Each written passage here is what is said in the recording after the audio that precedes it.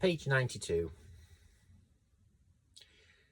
The word escalar is painted in white on top of the building. It's getting nearer and nearer, bigger and bigger. Like my anxiety. God, I hope I don't let him down. He'll find me lacking in some way. I wish that I'd listened to Kate and borrowed one of her dresses. But I like my black jeans and I'm wearing a soft mint green shirt and Kate's black jacket. I look smart enough. I grip the edge of my seat tighter and tighter. I can do this. I can do this. I chant this mantra as the skyscraper looms below us.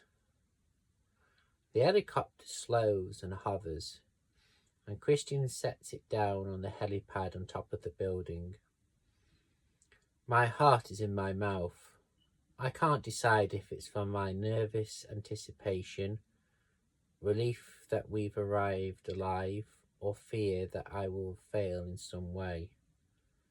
He switches the ignition off and the rotor blades slow and quiet until all I hear is the sound of my own erratic breathing.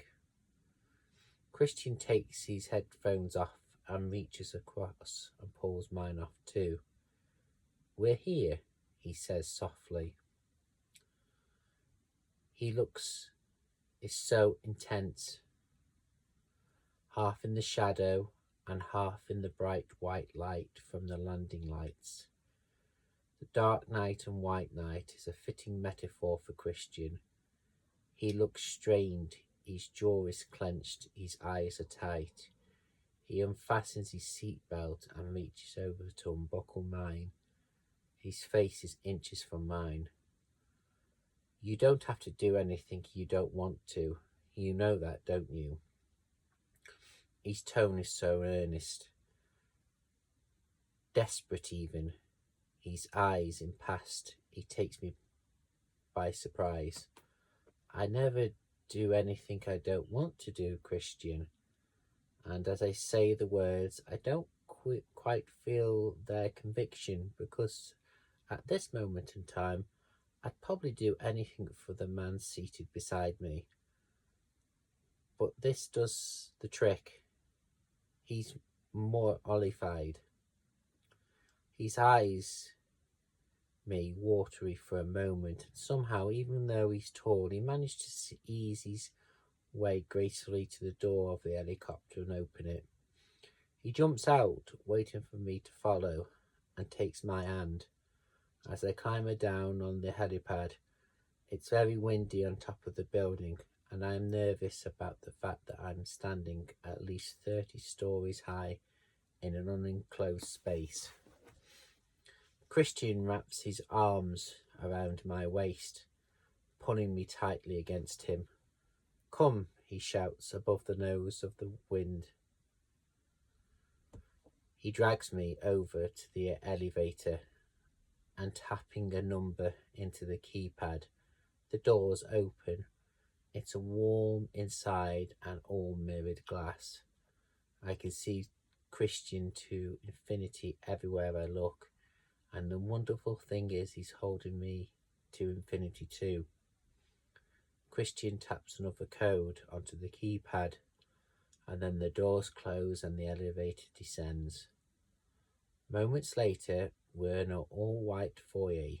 In the middle is a round, dark wood table, and on it is an unbelievable huge bunch of white flowers. On the walls there are paintings everywhere. He opens a set of double doors, and the white theme continues across a wide corridor, where directly opposite is the entrance to a planet's room. It's the main living area. Double height, huge, is too small of a word for it. The far wall is glass and leads onto a balcony that overlooks Seattle. To the right is an imposing U-shaped sofa that could seat 10 adults comfortably. It faces a state-of-the-art stainless steel, or maybe platinum for all I know, modern fireplace. The fire is lit and flaming gently. On the left beside us, by the entryway, is the kitchen area, all white with dark wood worktops and a breakfast bar that seats 6. Near the kitchen area, in front of the glass wall, is a dining table surrounded by 16 chairs, and tucked into a corner is a fully sized, shiny black grand piano. Oh yes, he probably plays the piano too. There is a art of all shapes and all sizes on all the walls. In fact, the apartment looks more like a gallery than a place to live. Can I take your jacket? Christian asks. I shake my head. I'm still cold from the wind on the helipad. Would you like a drink? He asks. I blink at him. After last night, he's trying to be funny. For 1 second, I think about asking for a margarita, but I don't have the nerve. I'm going to have a glass of white wine. Would you like to join me? Yes, please, I murmur. I'm standing in this enormous room feeling out of place. I walk over to the glass wall and realise that the lower half of the wall opens contrary style onto the balcony. Seattle is lit up and lively in the background. I walk back in the kitchen area.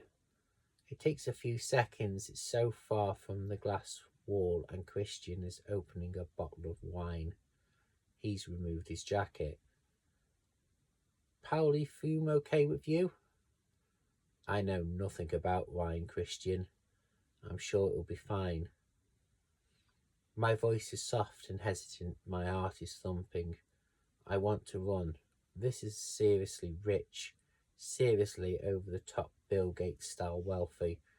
What am I doing here? You know very well what you're doing here. My subconscious snares at me. Yes, I want to be in Christian Grey's bed. Here. He hands me a glass of wine. Even the glasses are rich, heavily constantly crystal. I take a sip, and the wine is light and crisp and delicious. You're very quiet, and you're not even blushing. In fact, I think this is the palest I've ever seen you, Anastasia, he murmurs. Are you hungry? I shake my head. Not for food. It's a very big place you have here. Big? Big? It's big? He agrees, and his eyes glow with amusement. I take another slip of wine. Do you play? I point my chin at the piano. Yes, well, yes. Of course you do. Is there anything you can't do well? Yes, a few things. He takes a sip of wine.